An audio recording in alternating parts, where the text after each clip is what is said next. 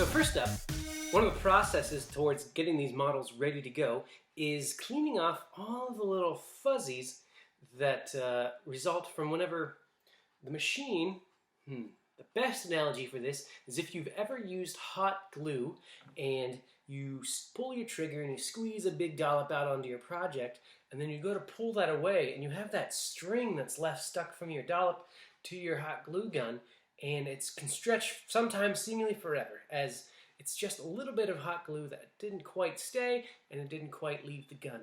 So just like that, when it comes to this kind of 3D printer, you also have little strings that do exactly the same thing.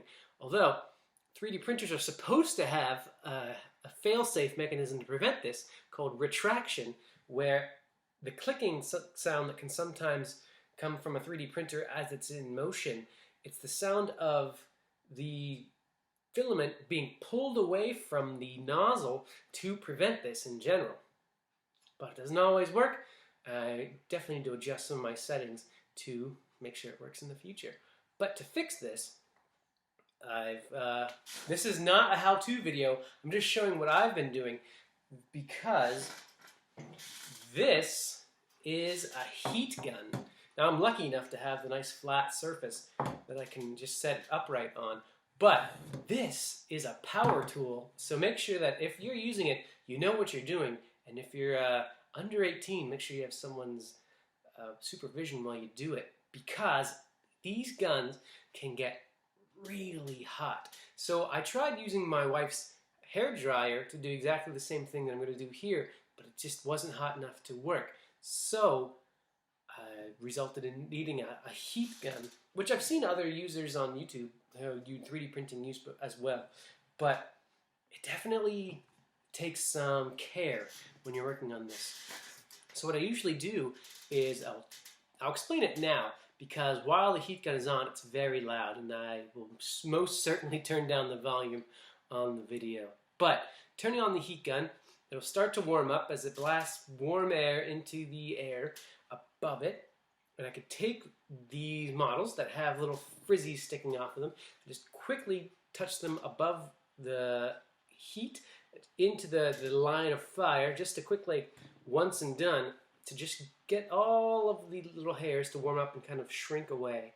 It's usually all it takes. Sometimes I'll need to grab my clippers and clip away the little buds that are left over afterwards, but that's usually all it takes. And actually multiples of these models here that I have left on the table, multiples need it. So let's just do that part now for these two units in the big factory. Here we go.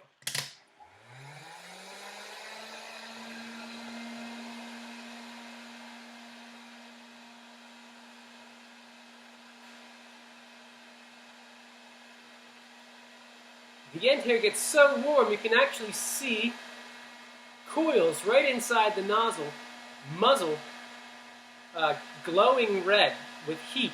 So definitely want to keep everything away from there as you can.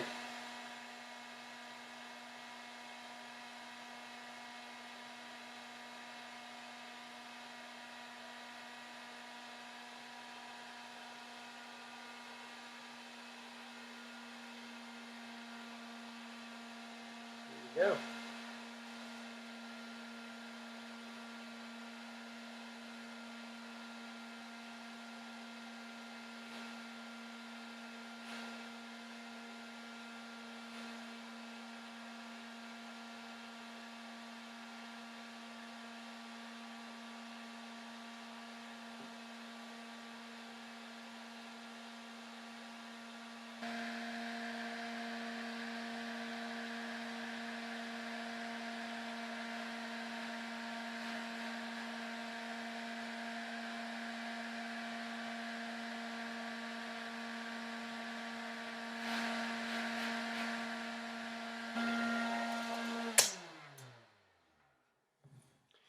So now that I'm done using that and I want it to cool down, I'm just going to push it off to the side and just let it sit upright like this, so that the hottest part is at the top and it can kind of release its heat up and kind of not be in the way.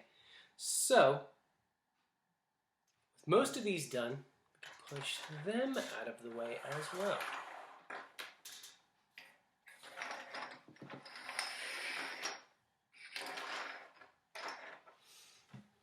Now what we're working on is this box. So you'll notice when I showed this one, most of the models here have big chunks of blue foam stuck into each of the little compartments with the model to keep them nice and safe, for the most part. But I do know that they take up a lot of space. When you use a lot of foam, it takes up a lot of room. So I have a lot of models I want to put in this little box. So I'm going to resort to a different method. I'm going to try to use magnets. So what we have here, a pair of scissors, a Sharpie, and a big pad magnetic strip. It's got adhesive backing on it, and my plan is to line the bottom of this box with the magnet pad, and then hopefully I'll be able to put anything that's left over on the bottom of most all of the models, so that hopefully they will then be able to magnetize down to the pad and stay upright, and they won't be sloshing around. So these models don't have any paint on them just yet, so we can use them to simulate what I'm trying to say.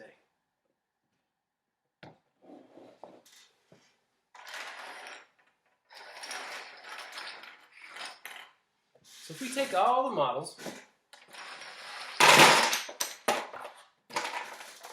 down into this box, so without the magnets,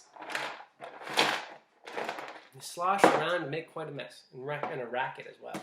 So instead, I am going to set them aside and then put magnets in the bottom of this box. Be right back.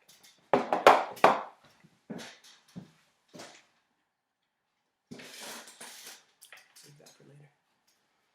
So the plan would be to take some of this and put it in the bottom for now. So let's just see how wide it is.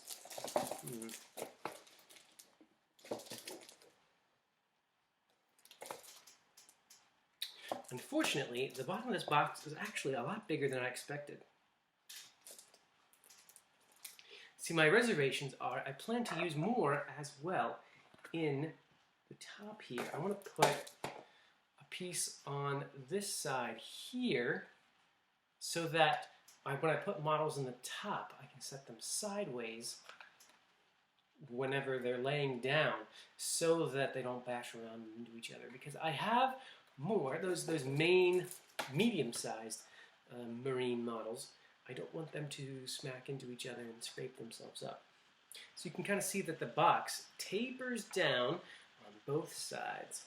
So maybe if I come here, I'll make a measurement.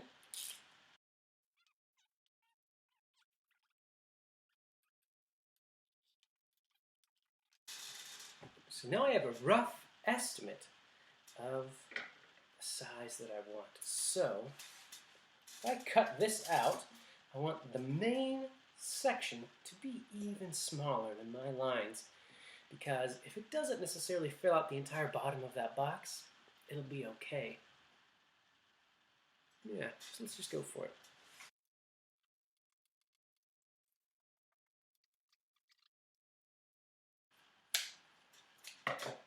Perfect.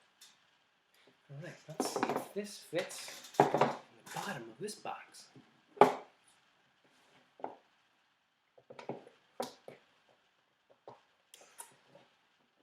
Just a little bit too long, so I can cut along this end.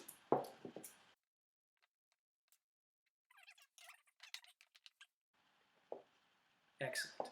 So, no sense in not. Might as well just commit.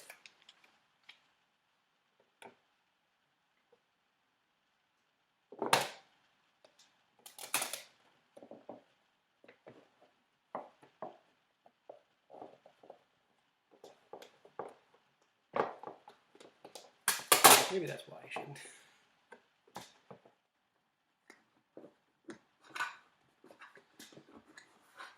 Okay. So, as you can see, I have this vertical edge lined with magnet strip, and now I have the bottom lined as well. This way, as you can see, I can tilt it sideways, and it stays up and down. It doesn't. You can hear that it doesn't fall down. All right. So I have this much to spread through the rest of my entire army there. I might need to go with bigger pieces than this, so this might not be enough. But I'm sure I can come up with more magnets. We are currently in a lockdown here in my region of Ireland, but the arts and hobby stores are still open, so you might be able to find some more magnets with them. But that's all I've got for this week. I'll show you what I've got going on for the next couple weeks, making sure this all not only looks nice, is finished, but also stores well as well. Thank you for joining me here at 3 Delirium, but join me next time so we can all hallucinate about the possibilities of 3D printing. I'll see you then. Bye-bye.